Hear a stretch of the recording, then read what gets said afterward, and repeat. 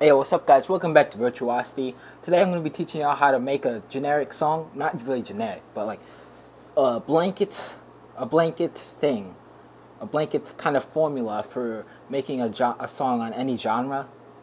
So I've noticed that a lot of tutorials say to start with the beat. So like make a beat and then be inspired by that. I don't think that is the right way to go because unless you're like a master, like if you are a drummer and you're trying to make music, alright. But if you are programming the drums like I do, you should make whatever melody, harmony, riffs you're trying to do before you make the beat. Which in metal the beat is drums, but in rap the beat is like the beat. You know what I'm saying? But even in rap, I think that you should probably rap before you make the beat. I feel like it kind of like is a crutch, especially if you make like a 4 on the floor beat, like just quarter notes on the hi-hat and a kick on the 1 and 3, the snare, or something like that. That could work because it's just keeping time. It's kind of like a metronome. But if you make something like kind of ridiculously complicated, that's a bit too much. So what I recommend doing is you record your stuff first, and then after that you record bass, and then you record the beat. And also you need to try different things, because there's been lots of songs I've made where I fell in the trap of only making like super fast drums, or like making like super like simple drums, and like they sound good, but like I could have tried something else and maybe it could sound better. So like, especially when you're a content creator and you trying to keep on a schedule, you gotta have like you gotta be able to post videos fast, and it doesn't leave time to try stuff. But I think that trying stuff is definitely a very important thing in the art of music. See if any of these like great, like Black Sabbath.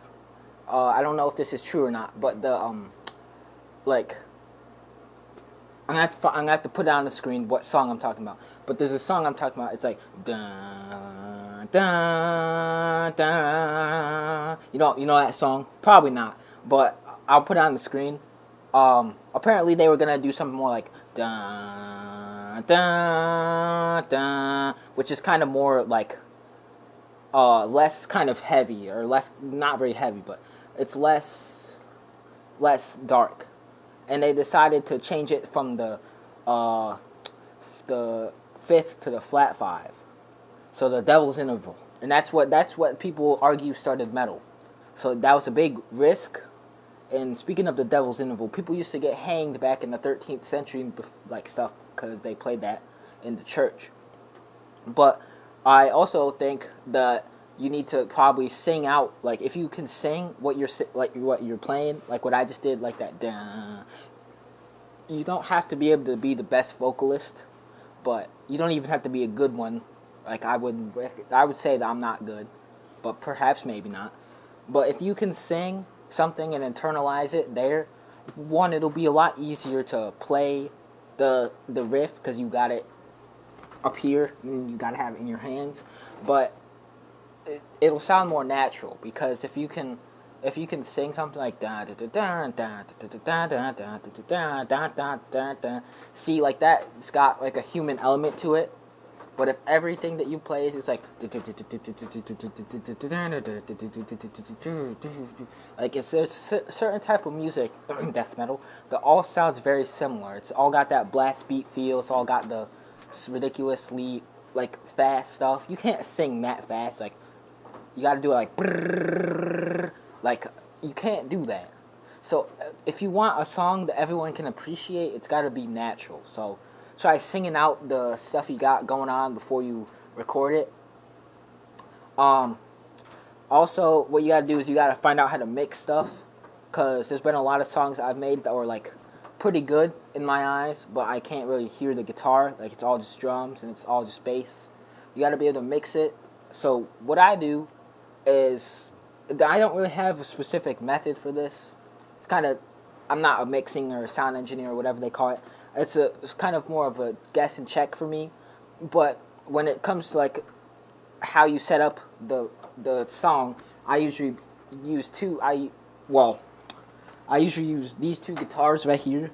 I record the rhythm here with this guitar, and a separate same exact notes rhythm on this guitar. It's called double tracking. And what I do is say the pan function literally takes these guitars, so you got this sound going out that way and this sound going out that way. So if they're both facing at you like this, then it's like a lot less, it's a more thin sound if they're both out like this and you're listening in headphones. So panning out your guitars is probably a good idea.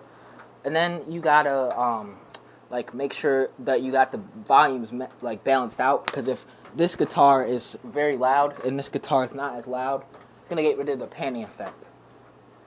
So those are a lot of things that you want to do. I think a very big component of this is keeping the song natural. Like, record as much of it as you can. Like, I would not recommend this, but if you can't play something like ridiculously fast, like say Bleed by Meshuggah, if you were trying to play something like that, and you have to punch in some notes, alright, like, if you could do like 98% of the song and you had to like cheat on a couple percent, okay, but if you're going to perform that live, you can't do that. So you got to keep it as natural as possible.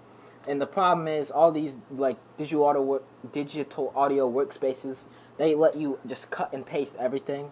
So especially when you want to have it on a schedule, like I said, it's a lot easier to cut and paste than to really do it for real, as they say. Nobody says that.